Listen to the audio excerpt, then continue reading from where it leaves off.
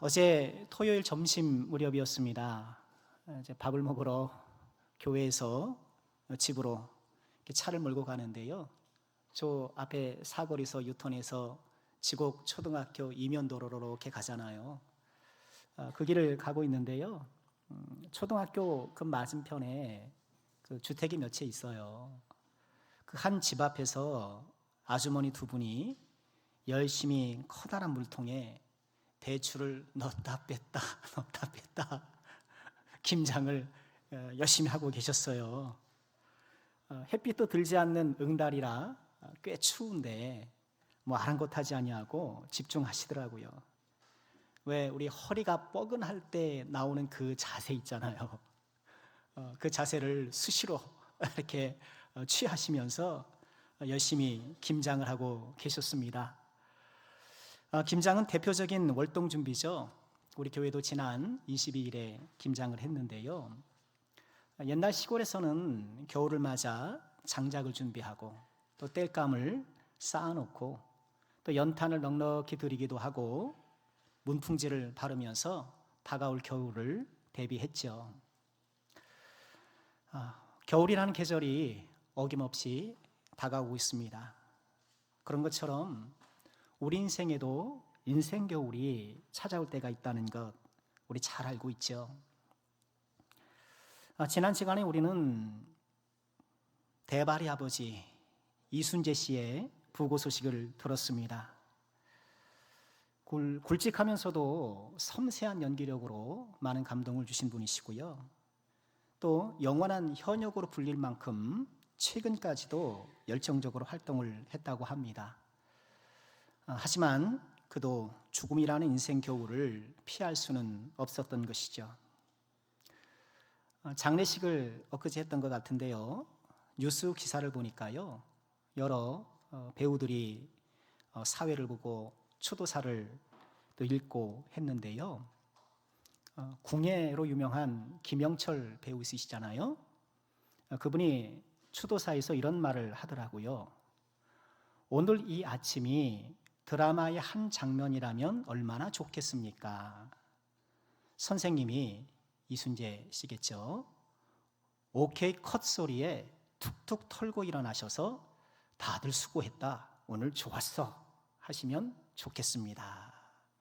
그런 추도사를 하더라고요. 감독의 컷으로서 드라마가 중단되는 것처럼 지금 이 슬픔이 중지되기를 바라는 그런 마음일 텐데요. 하지만 어느 누구도 우리에게 다가오는 인생 겨울을 향하여서 컷이라고 말할 수가 없어요. 스톱이라고 말할 수 없어요. 때가 다를 뿐이지, 정도의 차이만 있을 뿐이지 우리는 다 인생 겨울을 맞게 될 것입니다. 오늘 우리가 읽은 디모데후서에서도 인생 겨울을 맞고 있는 한 사람을 만나게 되는데 바울 사도입니다. 디모데후서는요, 우리에게 전해지고 있는 13권의 바울 서신 가운데 가장 마지막으로 기록된 서신인데요. 이 마지막 서신을 끝으로 바울 사도는 순교를 당한 것으로 전해집니다. 인생 겨울을 맞고 있는 노사도의 편지를 통해서 하나님께서 우리에게 주시는 교훈은 무엇일까요? 함께 묵상하면서 은혜를 나누고자 합니다. 지금 바울 사도는요, 차가운 로마의 감옥이라는 인생 겨울을 맞고 있어요. 신약 성경은 바울 사도가 투옥된 사실을 두 번 투옥된 사실을 전해주고 있는데, 첫 번째 투옥은 사도행전 28장에 기록되어 있는 것처럼 죄수의 신분으로 이렇게 로마로 배를 타고 가잖아요. 그 배를 타고 가다가 유라굴로 광풍도 만나고 그러잖아요. 그때 투옥된 것은 가택연금이었어요. 셋집에서 이태 동안 그렇게 연금된 것인데 비교적 자유가 있었죠. 사람들의 출입도 자유로운 편이었고, 그때 에베소서, 빌립보, 골로새서, 빌레몬서, 우리에게 알고 있는 옥중서신을 기록했습니다. 주후 60년에서 62년경으로 추정이 되는데 약 2년간의 가택연금 후에 그는 무죄 석방되었고요. 하지만 주후 64년 로마의 대화재가 발생하고 이 화재의 책임을 기독교인들에게 돌리면서 네로 황제가 교회를 박해하기 시작합니다. 그 박해의 불길에 휩쓸려서 바울 사도가 2차로 투옥되게 되는데요. 이때는 가택연금이 아니라 진짜 엄하고 열악한 그런 차가운 감옥에 수감되게 되었던 것입니다. 그리고 지금 그 감옥에서 아들 같은 동역자 디모데에게 편지를 쓰고 있고 그것이 디모데 후서인 것입니다. 바울 사도는요, 디모데 후서에서 자신의 죽음을 예감하고 있었습니다. 6절에 이렇게 얘기를 해요. 전제와 같이 내가 벌써 부어지고 나의 떠날 시각이 가까웠도다.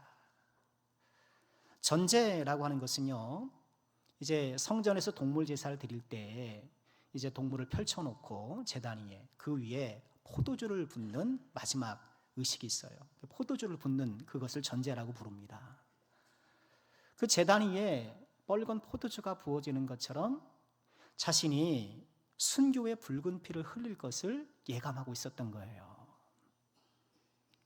하지만 그는 이어서 이렇게 말합니다. 나는 선한 싸움을 싸우고 나의 달려갈 길을 마치고 믿음을 지켰으니. 지금 전제처럼 부어질 그런 두려운 미래가 예측되지만 돌아보니 선한 싸움을 싸워왔고 달려갈 길을 마치고 믿음을 지켰던 그 과거를 돌아보니 용기가 생기는 거예요. 선한 싸움을 싸운 사람은 담대한 거예요. 이 말씀 보면 선한 싸움을 이겼으니 이렇게 말하지 않아요. 선한 싸움을 싸우고 있는 거예요. 싸웠다는 그 자체가 중요한 거예요. 여러분, 믿음의 선한 싸움은 그 싸움 자체가 중요한 거예요. 이길 때도 있고 질 때도 있어요. 늘 이기는 사람이 어디 있겠습니까? 저부터 시작해서 싸우고 있는 것이 중요해요. 그리스도의 평안이라는 것은 아무 일도 일어나지 않는 그런 심적인 무중력 혹은 무공기 상태 그런 것이 아니고요. 치열한 영적 싸움이에요. 호수 위에 유유하게 백조가 떠다니지만 그 물속에서는 세차게 발길질을 하는 것처럼 성도의 평온 이면에는 치열한 영적 싸움이 있는 거예요. 싸우는 평온이에요. 믿음을 지켰다라고 그는 감사히 이야기하면서 이어지는 8절에서는 이제 후로는 나를 위하여 의의 면류관이 예비되었다. 그 의의 면류관을 바라보는 거예요. 감옥이라는 그리고 죽음이라는 인생격을 앞에서 나의 믿음을 지켜주시던 그 주님을 바라보고 이제 이 이후의 삶에 펼쳐질 하나님의 은혜로운 약속들을 전망하면서 지금 이겨내고 있는 거예요. 그러나 의의 면류관을 바라본다고 해서 감옥이 따뜻해지는 것은 아니잖아요. 보일러를 틀어주는 게 아니잖아요. 의의 면류관을 바라본다고 해서 마음의 일말의 두려움이 없이 그저 평안하게만 한 것도 아니에요. 지금 이 감옥에서도 계속해서 바울 사도는 선한 싸움을 싸우고 있는 중이에요.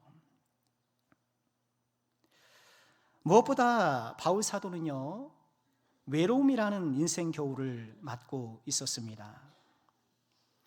디모데 후서 이 편지를 쓰는 여러 목회적인 이유도 있지만 그 가운데 하나가 이 외로움이에요. 9절에서 이렇게 디모데에게 씁니다. 너는 어서 속히 내게로 와라. 빨리 좀 내게 와라. 나에게 좀 빨리 좀 올 수 없겠니? 우리 성경 번역상 어서 속히 2번의 부사가 사용되잖아요. 디모데의 방문을 간절히 요청하고 있는 거예요. 지금 디모데가 어디 있게요? 아마도 에베소에 있는 것으로 추정이 돼요. 굉장히 먼 곳이거든요. 이어서 바울 사도는 지금 자신이 처한 상황을 이렇게 얘기를 합니다. 대만은 이 세상을 사랑하여 나를 버리고 데살로니가로 갔고, 그레스게는 갈라디아로, 디도는 달마디아로 갔고, 누가만 나와 함께 있다 하면서 다 떠났다고 얘기를 하는 거예요. 데마라는 사람이 아마도 바울 사도와 함께 복음 전파에 동역했던 사람으로 보이는데, 그만 세상을 사랑해서 마음이 변한 거예요. 바울 사도를 버리고 데살로니가로 간다. 그레스게나 디도는요, 아마도 사역적인 일로 다른 곳으로 보냈던 것 같아요. 지금 누가만 나와 함께 있느니라. 그렇다고 이 누가가 함께 투옥된 것 같지는 않고요. 그래도 누가가 이렇게 드나들면서 옥바라지를 했던 것이 아닌가. 좀 필요한 것들을 공급해주고, 또 더욱이 누가는 직업이 의사잖아요. 그러니 이 노사도의 건강을 살피는데도 큰 도움이 되었을 것으로 보이는데요. 이렇게 누가의 수고가 고맙기는 하지만 바울 사도의 이 외로움과 이 텅 빈 마음을 누가가 혼자 채워줄 수는 없었던 것 같아요. 게다가 바울 사도는요, 이렇게 두 번째로 투옥된 후에 재판을 받았던 것 같아요. 우리로 치면 1차 공판 비슷한 건데, 재판을 받았다고 얘기를 하는데 16절에 이렇게 얘기를 해요. 내가 처음 변명할 때에. 우리 번역이 변명 그러니까 무슨 핑계를 대는 것처럼 읽힐 수가 있는데, 여기서는 법정에서 변론을 하는 것을 얘기를 해요. 내가 처음 변명, 즉 1차 공판에서 이제 본인의 혐의에 대해서 변론해야 되잖아요. 혐의는 이 로마 사회를 교란시키는 정치범의 혐의를 받고 있는 거예요. 기독교가, 교회가 지금 이상한 신을 퍼뜨리면서 로마 사회를 어지럽히고 있다. 이런 혐의예요. 이렇게 재판을 받는데, 다시 16절 볼까요? 내가 처음 변명할 때에 나와 함께한 자가 하나도 없고 다 나를 버렸다. 누군가 나서 주어서 아이고 이 사람 그런 사람 아닙니다. 아니 사회를 교란케 한다니요? 말도 안 됩니다. 하면서 옆에서 좀 도와주고 변론해주고 이럴 사람도 있으면 좋겠는데 다 버렸다는 거예요. 왜 그렇겠어요? 지금 이 네로, 이 정신 나가는 황제가 눈을 부릅뜨고 지금 기독교인을 막 위협하고 있는데, 함부로 가서 두둔했다가는 본인이 해를 당할 수 있으니 다 사람들이 뒷걸음질 쳤던 거예요. 바울 사도가 꼭 누군가 나서서 도와주기를 바랬던 것 같지는 않아요. 그러진 않겠죠. 지금 상황이 어떤지 본인도 잘 알고 있기 때문에. 하지만 내가 원하지 않는 것과 별개로 아무도 나서주지 않는 것은 다른 문제예요. 그렇죠? 내가 원하지 않았다고 아무도 안 나와주고 섭섭한 마음이 들게 되는 거예요. 그러나 그 마음을 달래죠. 그들에게 허물을 돌리지 아니하노라. 사람은 어려울 때 외로운 법이에요. 누구도 나를 지지해주고 돌봐주지 않는다고 생각할 때 큰 외로움을 느끼죠. 여러분 어떠세요? 여러분 지금 누군가의 따뜻한 돌봄을 받고 있다고 생각하셔요?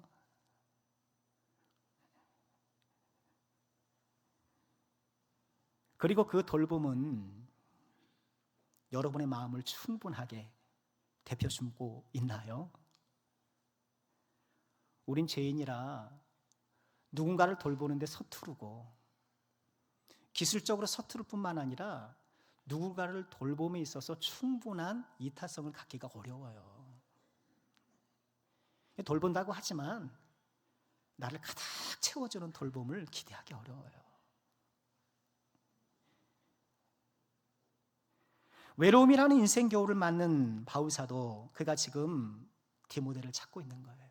어서 속히 내게 와라. 좀 내게 와다오. 흥미로운 것은요, 지금 디모데가 좀 오기를 바라면서 11절에 보면 누가만 나와 함께 있다 하면서 내가 올 때에 마가를 데리고 와라. 그가 나에게 유익하다 하면서 마가를 좀 데리고 오라고 얘기를 해요. 여러분 마가가 어떤 사람인지 우리 사도행전에서 기억하시나요? 마가는 바울과 바나바가 1차 선교여행을 떠날 때 같이 동행했던 사람이에요. 근데 선교여행이 고단하니까 중간에 집으로 돌아간 사람이에요. 그래서 2차 전도여행을 출발할 때 바울과 바나바가 이제 2차 전도여행을 딱 출발하고 하는데, 이 마가를 데리고 갈 건가 말 것인가를 놓고 두 사도의 이견이 생겨요. 다퉈요. 말씀 보면 심히 다퉜다. 그래서 바울과 바나바가 따로 가요. 바울은 육로로, 바나바는 배를 타고 구부로로 이렇게 거꾸로 가요. 그렇게 바울과 바나바의 다툼의 원인을 제공한 사람이 마가였거든요. 그런데 그 이후 어느 시점에선가 바울과 바나바가 화해했고 마가하고도 화해했고 그랬던 것 같아요. 그리고 이제는 마가가 나의 일에 참 유익하다, 나에게 참 필요한 사람이라고 생각하면서 이 마가에 대한 태도가 이제 전과 확 다른 것을 보게 되는 거예요. 인생 겨울을 이겨내는 방법 가운데 하나가 화해하는 거예요, 여러분. 화해하세요. 이제 한 달밖에 안 남았잖아요. 화해할 일 있으면 화해하세요.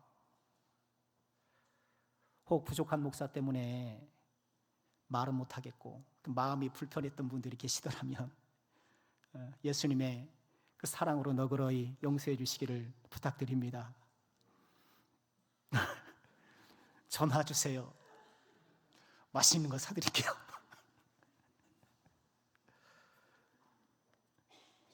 바울 사도는 외로움이라는 인생교를 보내고 있는데요, 또 우리가 주목해 볼 것은 외로움을 숨기지 않아요.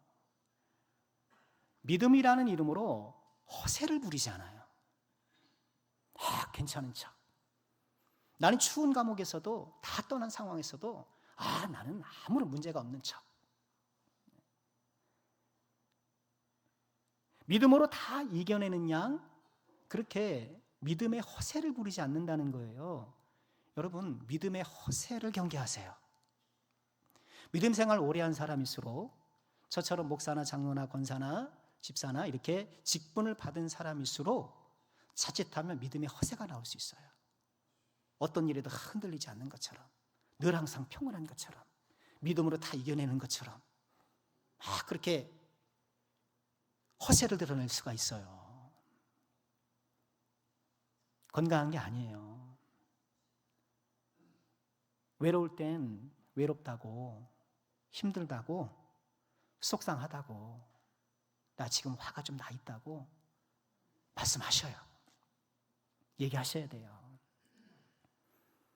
물론 절제 없이 뭐 하고 싶은 말 다 하고 내 감정 마음껏 막 피워서는 안 되겠지만, 절제와 허세는 다른 거예요. 믿음의 허세를 내려놓고 정직한 마음, 정직한 감정으로 하나님 앞에 설 때 하나님께서 역사하시는 거예요. 또한 우리가 주의할 것은요, 우리 주변에 심적 어려움을 겪고 있는 지체들을 믿음이 없다는 식으로 폄하해서는 안 돼요. 예수를 믿음에도 불구하고 이른바 신경성 또는 우울증, 여러 이런 심리적, 정신적 이런 질병을 만날 때가 있거든요. 믿음 없이 그리스도가 평강을 누려야지, 예수님을 믿는 사람이 다 뭐라, 여러분 그러시면 안 돼요. 예수를 믿으면서도 육신의 질병이 찾아오는 것처럼 마음의 질병이 찾아올 수 있고 정신적 질병도 찾아올 수 있는 거예요. 우리 심적으로 육적으로 연약한 존재이기 때문에 충분히 그럴 수 있는 거예요. 함부로 막 비난하고 그러지 마셔요. 믿음이라는 이름으로 그러시면 안 돼요. 우리에게 인생 겨울이 찾아올 때가 있어요. 질병의 겨울이 찾아오기도 하고, 뜻하지 않는 사고의 겨울이 찾아오기도 하고, 경제 문제의 겨울이 찾아오기도 하고, 관계 문제의 겨울이 찾아오기도 하고, 온갖 인생 겨울에서 자유로운 사람은 아무도 없어요. 그리고 지금 감옥에서 바위 같은 외로움을 느끼고 있는 이 바울 사도처럼 그의 주변에 있던 모든 친구들이 떠나는 것처럼 데마가 떠나고 그리스도가 떠나고 또 디도가 떠나고 그런 것처럼 나와 함께 했던 것들이 하나 둘 떠날 때가 분명히 와요. 건강도 떠날 것이고 재산도 떠날 것이고 기억력 좋았는데 총명도 떠날 것이고 자식도 이미 다 떠났죠. 뭐 자식도 떠나고 배우자도 떠나고 다 떠날 거예요. 어떤 권사님의 농담 섞인 말씀이 잊혀지지가 않아요. 아침에 일어났을 때 영감님이 옆에 누워있으면 쿡쿡 찔러본대요. 살았나 죽었나 쿡쿡 찔러본대요. 더욱이 계절의 겨울은 우리가 예측할 수 있지만 인생 겨울은 전혀 예측하지 못한 때에 찾아올 때가 있다는 거예요. 급작스럽게 내 인생의 침투에 돌아와서 나의 마음과 환경을 급속하게 어렵게 하는 이런 인생 겨울에 대비한 월동 준비가 되어 있는가?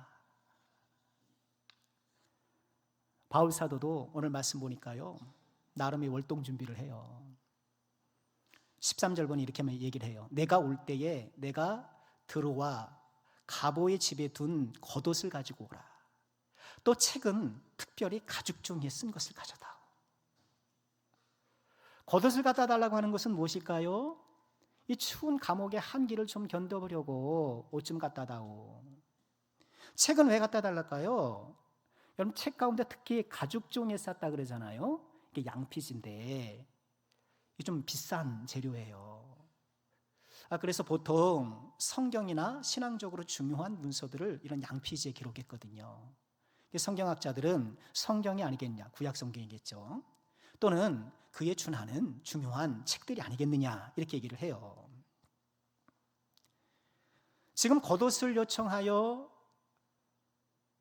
몸을 보호하고 가죽 종이에 쓴 책을 요청해서 지금 마음의 월동 준비를 하고 몸의 월동 준비, 마음의 월동 준비를 하고 있는 거예요. 그렇지만 바울 사도의 진정한 월동 준비는 따로 있었죠. 우리 17절 말씀 같이 한번 보실까요? 주께서 내 곁에 서서 나에게 힘을 주시면, 할렐루야. 주께서 내 곁에 서서 나에게 힘을 주시면,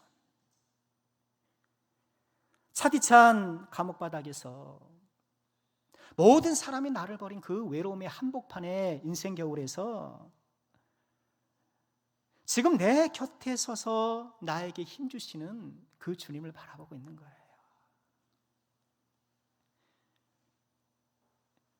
우리 사랑하는 모든 주의 종들, 인생 겨울 한복판에 홀로 버려진 듯 외로운 그 순간에도 내 곁에 나와 함께 하셔 힘 주시는 그 주님이 계심을 잊지 마시기를 주 이름으로 축원합니다. 바울 사도가 바라본 주님은 어떤 주님인가요? 세 가지로 간략하게 묵상하고 말씀 마치려고 해요. 첫 번째는 내 곁에 서 계신 주님이에요. 우리 같이 한번 읽어볼까요? 내 곁에 서 계신 주님. 내 곁에 서 계신 주님. 말씀드린 것처럼 1차 공판에 아무도 나타나주지 않은 거예요. 아무도 도와주지 않았어요. 그러나 그 현장에 바울과 함께했던 분이 계신데 바로 우리 예수님이었다는 거예요. 그리고 이 바울 사도의 고백은요, 사도행전 27장을 생각나게 해요. 그때 말씀드렸던 죄수의 신분으로 이제 배를 타고 갈 때 유라굴로 광풍을 만나잖아요. 14일 동안 캄캄한 바다에서 비가 내리고 폭풍이 몰아치는 그 가운데에 막 표류하게 되었는데 사람들이 다 저마다 벌벌벌 떨지 않겠습니까? 다 죽었다 싶지 않겠어요? 그런 가운데 바울 사도가 배 안에 있는 모든 사람들을 안심시키잖아요. 내가 너희를 권하노니 이제는 안심하라. 너희 중 아무도 생명에는 아무런 손상이 없겠고 오직 배뿐이다. 내가 속한 바 곧 내가 섬기는 하나님의 사자가 어젯밤에 내 곁에 서서 말하되, 바울아, 두려워하지 말라 하면서 그때에도 그 풍랑 있는 바다에서도 모두가 두려움에 벌벌 떨던 그 바다 한가운데서도 내 곁에 서 계셨던 주님을 만났는데 그 주님이 지금도 나와 함께 있다라고 믿고 있는 거예요. 지금 내 곁에 아무도 없다고 쓸쓸해하고 계십니까? 누가 좀 나의 이 마음과 쓸쓸한 마음과 힘든 마음을 돌봐주길 바라는데 누구 나를 돌봐주지 않는 것 같아 그 외로움이 가중되어 더 쓸쓸하십니까? 지금 내 곁에 계신 주님을 붙잡으시길 주 이름으로 축원합니다. 나와 항상 함께 하시는 그 주님께 나가시길 바랍니다.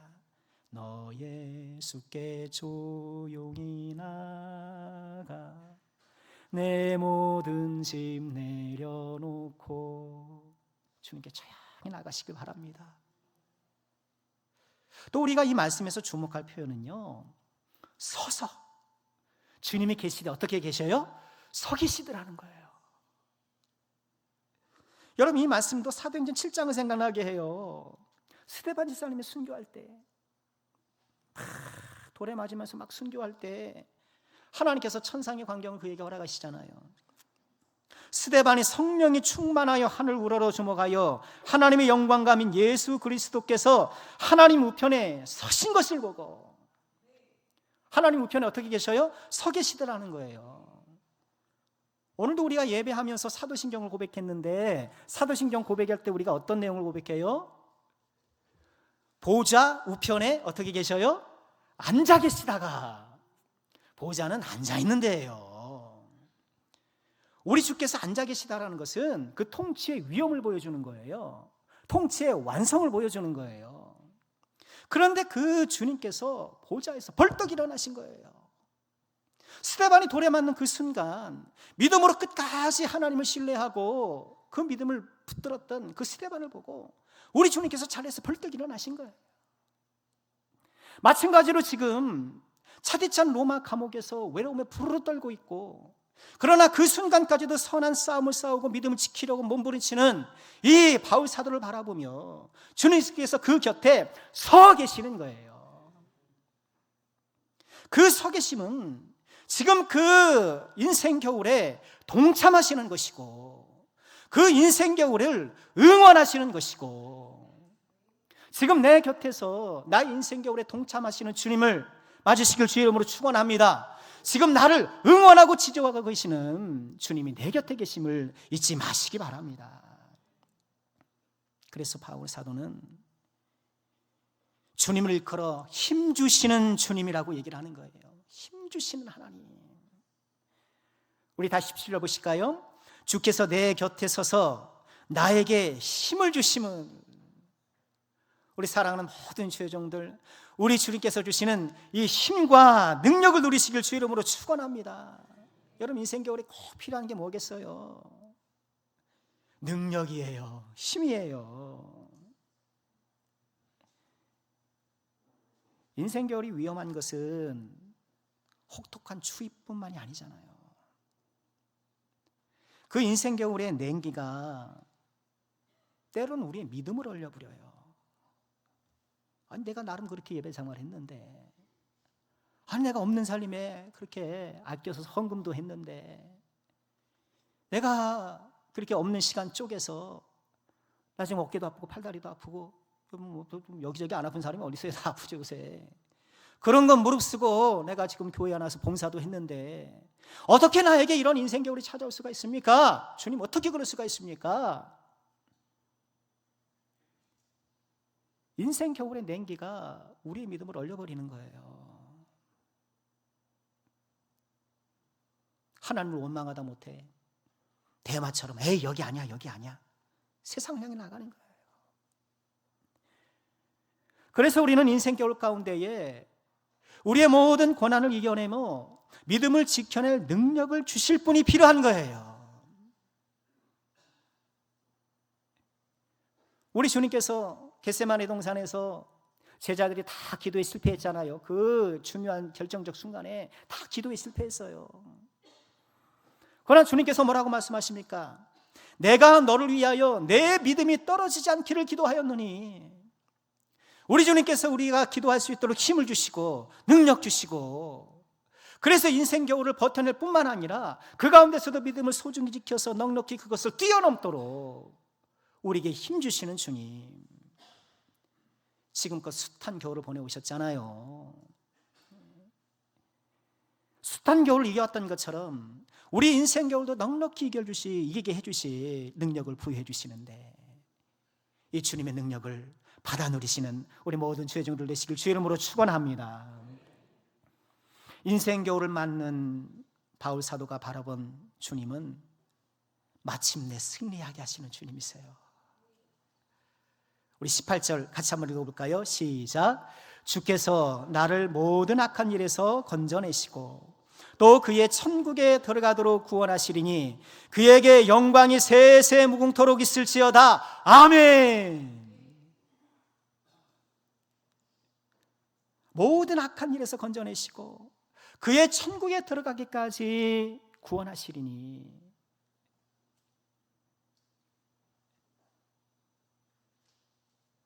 로마 감옥에 차디찬 그 냉기를 바닥으로 느끼면서 모두가 다 떠난 그 외로움의 한기를 홀로 느끼면서 그러나 주님을 바라보는 거예요. 그렇지, 주님 지금 내 곁에 계시지, 내 곁에 서서 계시지, 그리고 나에게 힘 주시지, 이 모든 악한 것들을 이겨내게 하시고 마침내 그의 나라에 가기까지 인도해 주실 거야. 이렇게 묵상하니까 바울 사도가 가슴이 뜨거워지는 거예요. 세세무궁토록 그에게 영광이 세세무궁토록 있을지어다. 갑자기 찬양하는 거예요. 하나하나 지금 써내려가면서 자신의 상황을 살펴보면서, 그러나 주님을 바라보니 나도 모르게 하나님을 찬양하게 되는 거예요. 마침내 하나님 나라에 이르기까지 나를 인도하실 주님을 생각하니 그 주님을 바라보니 가슴이 뜨거워지고 있는 거예요. 우리 사랑하는 모든 죄종들, 이 주님을 함께 바라볼 수 있길 주의 이름으로 축원합니다. 주님을 바라볼 때에 우리의 가슴이 찬양으로 불타오르고 이 추운 인생의 겨울의 냉기를 몰아낼 그 영적 성령의 뜨거운 불이 우리 안에 일어나고, 지금 나를 찾아온 인생 겨울은 무엇입니까? 어떤 인생 겨울 앞에 움츠려 떨고 있습니까? 내 곁에 서 계신 주님 바라보시고 힘 주시는 주님 바라보시고 마침내 승리하게 하실 그 주님 바라보시기를 주님의 이름으로 축원합니다. 말씀 마치고자 합니다. 오늘 본문 21절에서 바울 사도는 디모데에게 이렇게 말해요. 너는 겨울 전에 어서 오라. 겨울 전에 어서 오라. 이 말씀은 우리 주님께서 바울 사도의 입술을 통해서 우리 모두에게 주시는 말씀이 아닐까요? 겨울이 오기 전에 나에게 와라. 인생 겨울이 오기 전에, 더 늦기 전에 나에게 와라. 이 말씀을 나에게 주시는 말씀으로 받아 인생 겨울을 대비해 더욱더 주님 앞에 가까이 다가가시는 죄종들 되시길 주의 이름으로 축원합니다. 겨울을 대비해서 김장을 할 줄 알면서 혹시나 모를 인생의 질병과 사고를 대비해서 보험은 그렇게 꼼꼼히 들여놓으면서 정말 중요한 인생 겨울의 월동 준비는 놓치고 있는 것은 아닌가. 내 곁에 서서 힘주시며 마침내 승리하시는 주님을 바라보는 가운데 인생 겨울을 넉넉히 이겨내고 우리 하나님이 주시는 은혜의 봄날을 맞으시는 우리 남성께 사랑하는 모든 권속들 되시기를 주님의 이름으로 축원합니다.